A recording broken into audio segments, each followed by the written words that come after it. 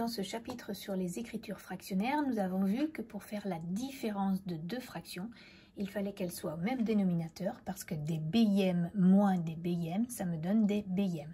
Alors que se passe-t-il si les dénominateurs sont différents?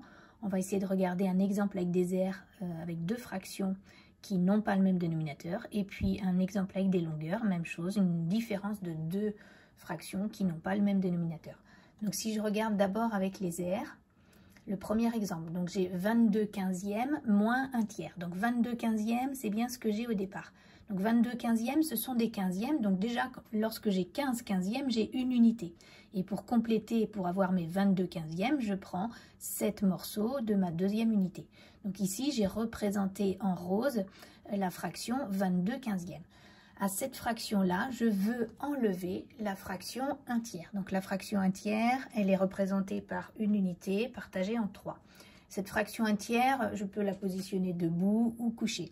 Alors ça m'arrange de la mettre couchée pour pouvoir facilement ensuite découper avec des quinzièmes. Donc je remarque que finalement, ce que j'ai au départ, ce sont des quinzièmes.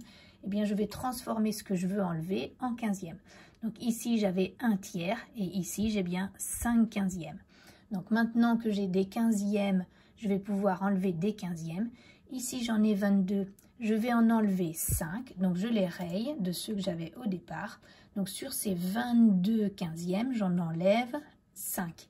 Il va me rester finalement bien ces 15 quinzièmes plus ces 2 quinzièmes là. Donc il va me rester 17 quinzièmes. Donc 17 quinzièmes, on remarque bien que c'est une unité plus 2 quinzièmes. Donc voilà pour les aires, pour comprendre une différence de deux fractions de dénominateurs différents. Si je regarde maintenant un exemple avec des longueurs, donc j'ai la fraction 5 tiers et je veux enlever la fraction 3 quarts. Donc je me mets sur GeoGebra. Donc j'ai une unité que j'ai partagée en 3, comme ça quand je prends 3 morceaux, je retombe bien sur une unité, 3 fois 1 tiers, ça fait bien 1. Et puis je vais au-delà puisque j'ai 5 tiers. Donc ici, j'ai représenté en rouge la fraction 5 tiers. Et je représente en bleu la fraction 3 quarts. Donc j'ai pris mon unité, partagée en 4 morceaux, et j'en ai pris une longueur de 3 morceaux. Donc j'ai bien la fraction 3 quarts.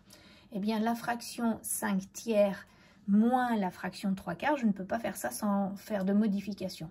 Donc cette fraction de 5 tiers, finalement, je vais la déplacer et la reporter ici. Elle est égale à la fraction 20 douzièmes. Et puis, je veux enlever la fraction 3 quarts. Donc, cette fraction 3 quarts, c'est bien la fraction 9 douzièmes.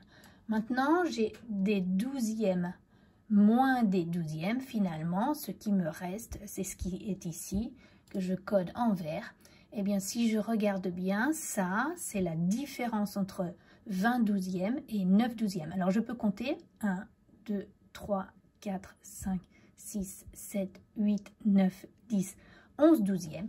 Ou bien, je peux déplacer ce morceau-là qui représente la différence et on arrive bien à 11 douzièmes. Donc, ce qu'on va reprendre dans le cours, ce sont les illustrations. La première fraction moins la deuxième fraction.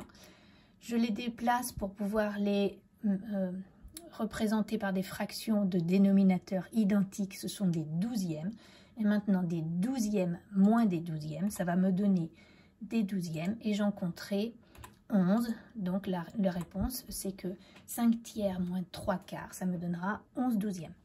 Voilà.